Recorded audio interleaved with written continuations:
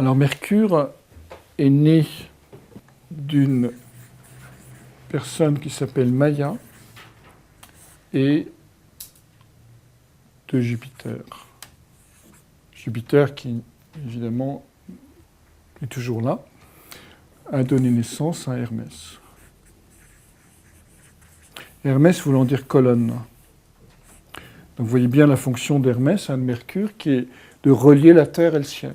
Ce n'est pas de construire des pataquès théoriques, c'est de faire des liens entre l'invisible et le visible.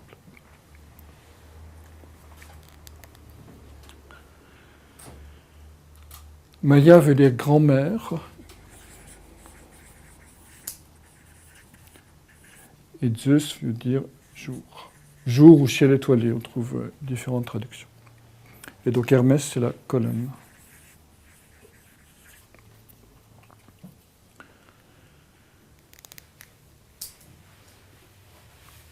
La naissance se passe dans une grotte dans le mont, qui est situé sur le mont Cyllène.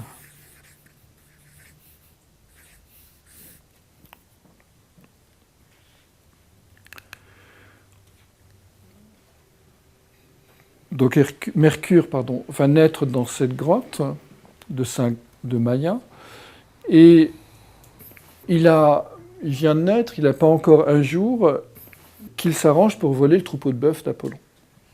Et pendant cette première journée, non seulement il va voler le troupeau de bœuf d'Apollon, mais il va les faire marcher à l'envers pour tromper Apollon. Il doute de rien, il veut tromper le dieu de la lumière. Et il les fait marcher à reculons, donc pour que les empreintes aillent dans le mauvais sens. Il cache une partie du troupeau dans une grotte, et puis il sacrifie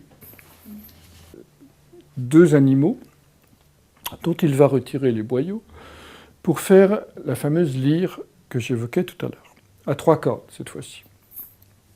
Il met que 3 cordes.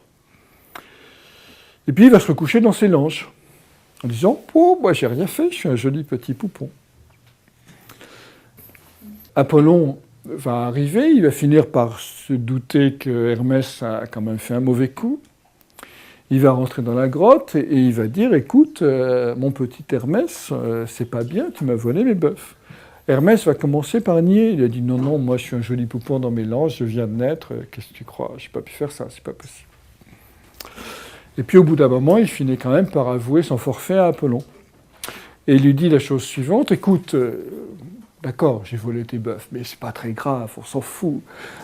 Non seulement j'ai fait ça, mais j'ai sacrifié 2 animaux que j'ai partagés en 12 parties pour honorer les dieux de l'Olympe. Alors tu devrais quand même être content. Et Apollon réfléchit, il dit 12 parties, mais on n'est que 11 à l'Olympe. Et Hermès de dire, ah oui, mais et donc Apollon de dire, mais qui est le 12e? Et Hermès de dire, votre serviteur.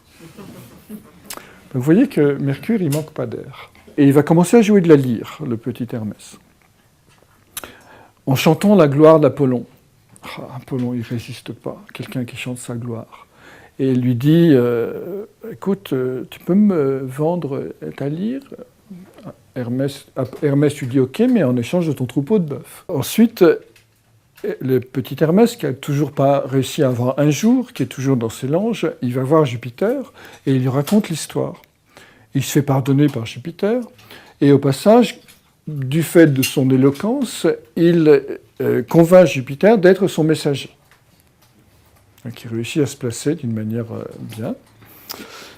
Et messager des dieux, messager de Zeus, ça veut dire quoi? Ça veut dire cette capacité de porter les messages du ciel, les messages du monde des archétypes, dans tous les mondes. C'est-à-dire le monde du dessous, le monde souterrain, le monde de l'Hadès, le monde ordinaire, le monde des hommes, et le monde des dieux. Donc vous voyez, Mercure, c'est cette capacité d'explorer tous les mondes. Donc par la pensée, par l'intelligence, par la ruse, qui sont les grandes qualités d'Hermès, on peut explorer tous les mondes.